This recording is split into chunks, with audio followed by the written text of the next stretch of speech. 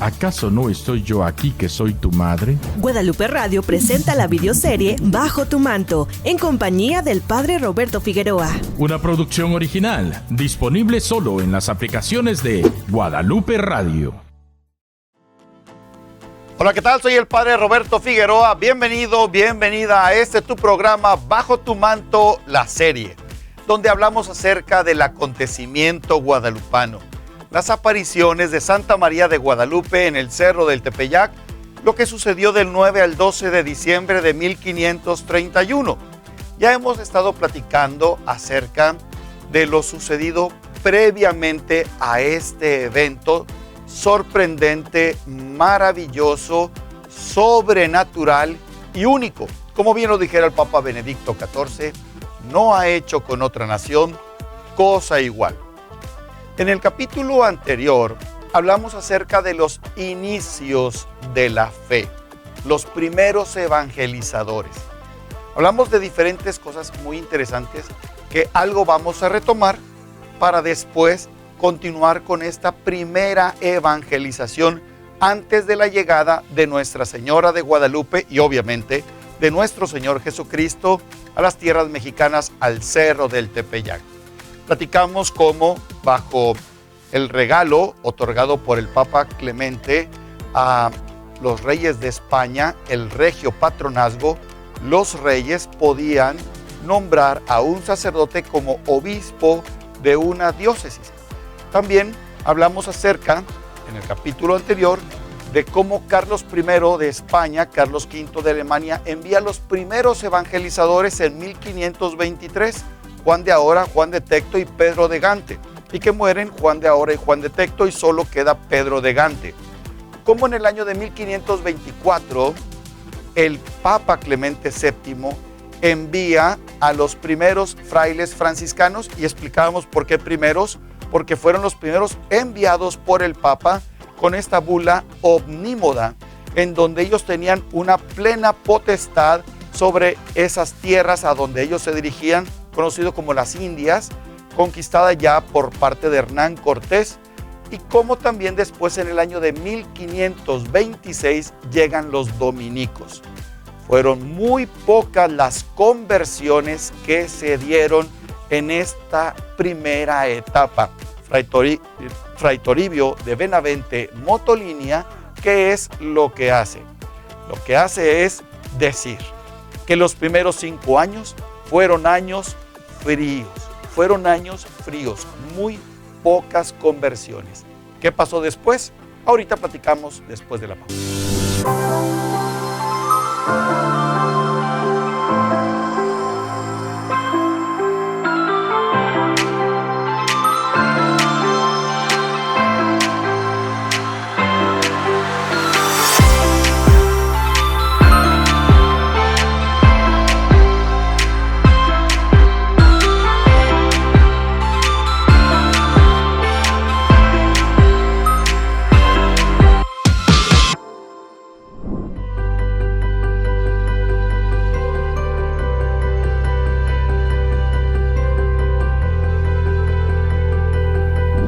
Regresamos aquí a tu programa Bajo tu manto, en el acontecimiento guadalupano, platicando acerca de los albores de la fe, los inicios de la fe en esas tierras mexicanas. Ya están presentes los franciscanos, están presentes los dominicos, y en el año de 1527 llega el primer obispo a tierras mexicanas. Y ese primer obispo era dominico, que era Julián Garcés. Pero él llega a Tlaxcala. Ustedes se preguntarán, ¿por qué a Tlaxcala y no a México? Si México era de alguna manera la capital del imperio, aunque ya habían sido derrotados los aztecas, Hernán Cortés pone la sede en México, pues para continuar de alguna forma ese sistema político. Tlaxcala recibe al primer obispo y es designado Julián Garcés dominico, porque Tlaxcala recibe el beneficio de haber ayudado a los españoles en la batalla de la conquista. Recuerda que en 1521, cuando Hernán Cortés entra en batalla nuevamente contra los aztecas, fueron realmente los indígenas quienes lograron la conquista. Solamente de los aztecas eran unos cuantos miles, pero entre tlaxcaltecas, totonacas, huejotzingas, como chalcas, texcocanos, eran más de 40,000 indígenas. Los tlaxcaltecas, comandados por Ixtlilxóchitl, los tlaxcaltecas fueron los primeros y más importantes en ayudar a Hernán Cortés. El privilegio para los tlaxcaltecas fue recibir al primer obispo en 1527. Ese mismo año, y creo que el día va a ser significativo para ti, para mí, para todos, 12 de diciembre de 1527, es nombrado por Carlos I de España, Carlos V de Alemania, Fray Juan de Zumárraga.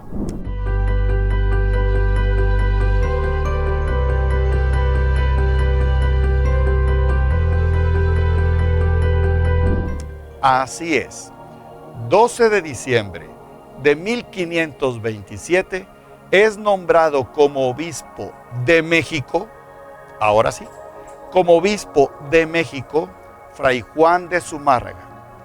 ¿Por qué Carlos I de España nombra a Fray Juan de Zumárraga como obispo de la Ciudad de México, que de hecho se hace diócesis? Porque él quería mandar lo mejor. Él había hecho un retiro en Semana Santa, ahí en Abrojo, España, donde Fray Juan de Zumárraga era prior, era superior, y le cautivó la persona de Fray Juan de Zumárraga. Le cautivó su humildad, le cautivó su inteligencia y su capacidad de dirigir lo que era el monasterio. Al término de esa presencia del rey, se sintió tan a gusto y tan confortado que le entregó a Fray Juan de Zumárraga y a ese monasterio grandes regalos. ¿Saben lo que hizo Fray Juan de Zumárraga? Todo eso lo vendió y el dinero se lo dio a los pobres. Esto, en lugar de enojar al rey, todavía lo conquistó más. Este es un verdadero fraile franciscano. Este es un hombre hecho y derecho. Al conocer la agudeza de su pensamiento, le pidió directamente Carlos I de España, el rey, a Fray Juan de Zumárraga que le ayudara en cosas de brujerías y supuestas apariciones en España. Todas las encomiendas las resolvió de una manera extraordinaria, fungiendo Fray Juan de Zumárraga como inquisidor. Así es que la figura de este fraile franciscano, sacerdote en aquel entonces, solamente sacerdote, cautivó al rey. Cuando hay la necesidad de nombrar a un segundo obispo en estas tierras mexicanas, ya estaba Julián Garcés en Tlaxcala, ahora para México, él quiere mandar lo mejor.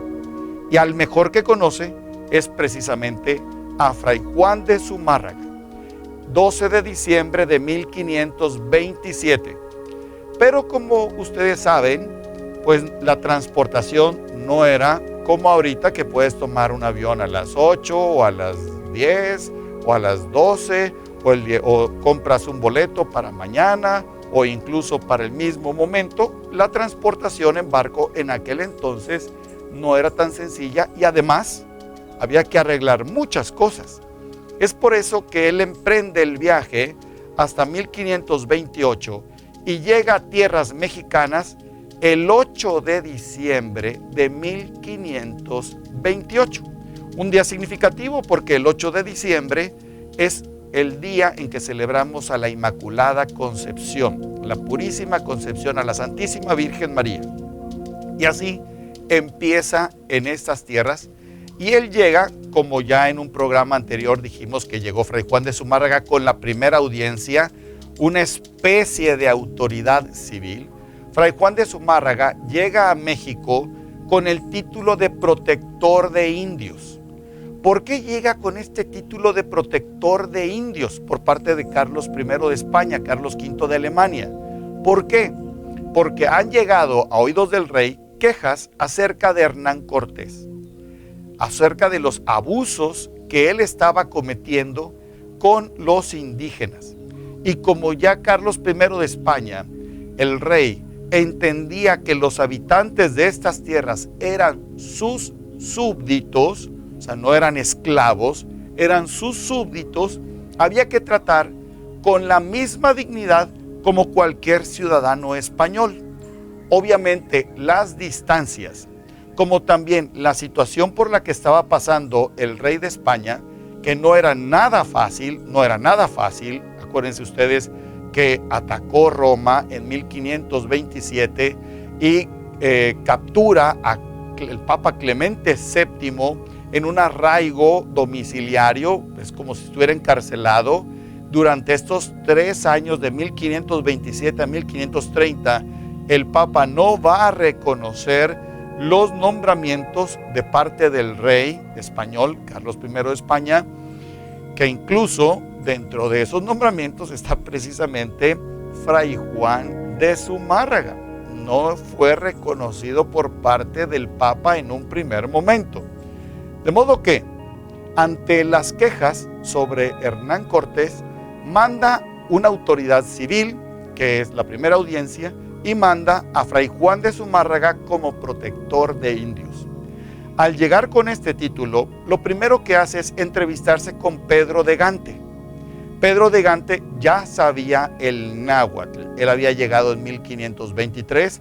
Para 1528, él ya sabía el náhuatl y Pedro de Gante funge como intérprete. Y junta Fray Juan de Zumárraga a una cantidad importante de indígenas. ¿Cuál es el mensaje? Pedro de Gante traduce que él ha sido enviado por parte del rey y emperador como protector de indios, de modo que si alguien sufre alguna injusticia, que acudan a él y se encargará de velar por sus derechos. ¿Qué es lo que hace la primera audiencia, capitaneada por Nuño de Guzmán? Pena de muerte a todo aquel que se acerque al obispo. Imagínense ustedes, el único que te puede defender en estas tierras mexicanas es el obispo. Si te acercas, te mueres. Si te acercas, te matamos. Pena de muerte a todo aquel que se acerque al obispo. Esa es la respuesta de la primera audiencia. Y ustedes van a preguntarse, ¿pero por qué actuaron así? Porque tanto Nuño de Guzmán como Delgadillo, Salazar y otros más vieron la oportunidad de abusar, esclavizando. Lo que hizo Hernán Cortés no fue nada comparado con lo que hizo la primera audiencia. Ellos solamente venían a ver, a oír, a escribir y a reportarle al rey. Era todo lo que tenían que hacer. Pero como los habitantes de estas tierras, tanto españoles como indígenas, no sabían realmente cuál era la autoridad, ellos se atribuyeron una autoridad que no tenían. Y así es que abusaron tanto de españoles como de los indígenas. Ellos dominaron esto, oro, como también esclavos y otras cosas más. Y algo importante, ¿por qué no respetaron al obispo? ¿Por qué no respetaron a Fray Juan de Zumárraga si venía nombrado por el rey? Precisamente por eso, porque solamente venía nombrado por el rey. Se burlaban los de la primera audiencia de Fray Juan de Zumárraga porque solamente era un obispo nombrado por el rey. Todavía no ha sido ratificado por parte del Papa. Verdaderamente no era obispo de la Ciudad de México. Era un sacerdote franciscano, valga la expresión, común y corriente. No tenía todavía todas las de la ley para llamarse obispo. Por eso la burla. ¿Qué sucederá después? Que Carlos V, Carlos I de España, se reconcilia con el Papa en el año de 1530. Y lo que hace el Papa es reconocer todos los nombramientos hechos por el rey en esos 3 años. Entre esos nombramientos está precisamente el de Fray Juan de Zumárraga. De modo que para mediados de 1530, cuando el Papa Clemente VII, él reconoce todos los nombramientos de Carlos I de España, automáticamente Fray Juan de Zumárraga ya era verdadero obispo. ¿Por qué? Era obispo electo, pero ya nombrado por el Papa. ¿Qué tiene esto que ver? Mucho. Porque en el Nican Mopohua, cuando se hable del gobernante sacerdote, cuando Santa María de Guadalupe le pida a Juan Diego que vaya al palacio del obispo, porque dentro de todas las palabras en náhuatl, en el Nican Mopohua aparecen algunas palabras en español.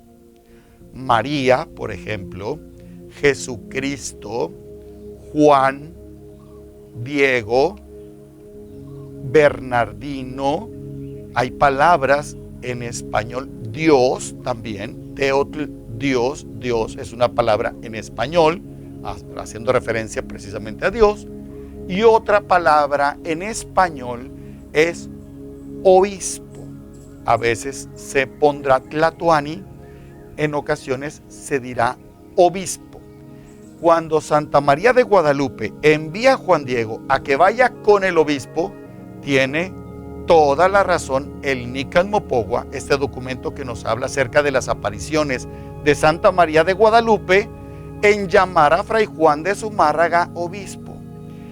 Si las apariciones hubieran sucedido en el año de 1529, esto no sería correcto, porque todavía en 1529, Fray Juan de Zumárraga, estando presente en estas tierras mexicanas, nombrado por el rey, no había sido ratificado por el Papa. Ahí hubiera un error, pero como ya para 1530 ya había sido ratificado por el Papa y las apariciones de Santa María de Guadalupe sucedieron en el año de 1531, Fray Juan de Zumárraga era verdadero obispo. ¿Qué es lo que faltaba? La consagración. ¿Cuándo se dio la consagración de Fray Juan de Zumárraga? Hasta 1533. ¿Qué fue lo que sucedió? Lo que sucedió es que el rey, a final de cuentas, lo que hizo es disolver la primera audiencia. Después explicaremos por qué. Disolvió la primera audiencia y nombra en 1531 una segunda audiencia, el año de las apariciones, una segunda audiencia. Yo creo que reconocerás este nombre. Es Vasco de Quiroga, exacto, Tata Vasco, que no venía como sacerdote, venía como laico. Al llegar a estas tierras mexicanas, él se da cuenta que hay una gran necesidad de evangelización y pide ser ordenado sacerdote, es nombrado sacerdote y después será ordenado obispo de Michoacán. Pues Vasco de Quiroga llega a México junto con la segunda audiencia y presenta cartas a Fray Juan de Zumárraga de que tiene que reportarse ante el rey porque hay graves acusaciones de la primera audiencia sobre su persona. Obvio, la primera audiencia lo que escribía sobre el obispo eran pestes, eran puras cosas negativas. Y como no salían cartas de los frailes hacia España, pues solamente lo que le llegaba al rey era todo en contra del obispo y de los frailes. Será en 1529 cuando de manera prácticamente milagrosa es como le llega la carta al rey de parte de Fray Juan de Zumárraga en julio de 1529, donde le dice: si Dios no provee con remedio de su mano, está la tierra en punto de perderse totalmente. La situación en estas tierras es terrible y él notifica lo que está haciendo la primera audiencia. Por eso en 1531 viene la segunda audiencia. y le dicen al obispo, tienes que reportarte con el rey. Esto será en 1532. Él sale entre el mes de marzo y mes de mayo de 1532. ¿Qué quiere decir? Él ya vivió las apariciones de Santa María de Guadalupe y el milagro de la estampación. Él saldrá a España en el año de 1532, o sea, unos meses después de las apariciones, para llegar ante el rey, presentar su defensa. ¿Qué es lo que pasó? De eso platicaremos en unos momentos más.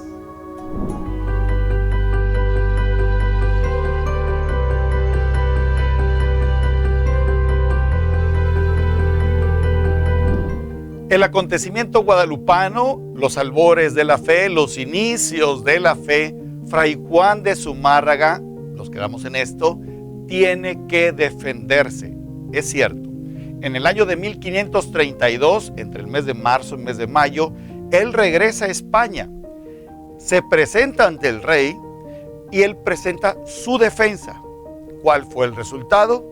El resultado es que él gana la defensa. Obviamente hace toda una explicación de lo que sucedió con la primera audiencia, cómo está la situación de los abusos, y con esto el rey lo regresa nuevamente a las Indias o a la Nueva España, lo regresa. Obvio, antes de regresar se aprovecha que ya está en España para ser consagrado. Recuerda que el proceso era este: con el privilegio del regio patronazgo por parte de los reyes de España, ellos podían nombrar. El segundo paso es que el Papa lo ratificara. Se nombra obispo electo, verdadero obispo. Así sucedió con Fray Juan de Zumárraga. En el momento de las apariciones, él era obispo electo. Y después será consagrado en el año de 1533 en España y regresará a México en el año de 1534. Algo interesante, quiero hacer un paréntesis aquí, algo interesante. Mientras Fray Juan de Zumárraga estaba presentando su defensa y en 1533 estaba siendo consagrado como obispo, una misa solemne, ungido con el Santo Crisma, ¿qué estaba pasando en México? En México, los habitantes de estas tierras cercanas a la ermita veían que ya no cabían en la ermita, para que vean lo rápido de la difusión del fervor guadalupano. Esa pequeña ermita construida junto con la chocita donde vivía Juan Diego, esa ermita de 4 metros de ancho por 6 de largo, con una especie de atrio de 2 metros, se tumba la pared de enfrente y se alarga. Esos 2 metros del atrio extienden 2 metros más para hacer más grande la ermita. La misma gente de Cuautitlán que había construido la ermita, mandada a hacer por Fray Juan de Zumárraga, ya tiene que extenderse porque era más la cantidad. Obvio, eran muchísimos más los que estaban por fuera de la ermita que dentro, pero ya el espacio era insuficiente. A año y medio, prácticamente 2 años, del milagro de la estampación, cómo el fervor guadalupano empieza a crecer y cómo también las conversiones comienzan a darse en masa. Fray Juan de Zumárraga, repito, él regresará en el año de 1534.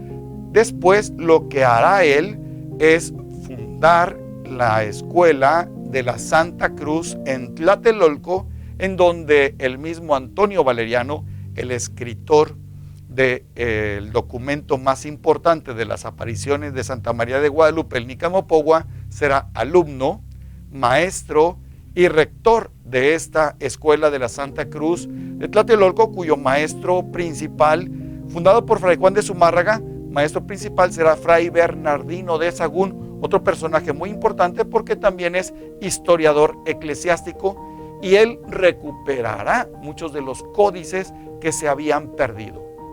De modo que, si nos regresamos en el tiempo, antes de la partida de Fray Juan de Zumárraga en 1532, ya tenemos ubicado el contexto de las apariciones.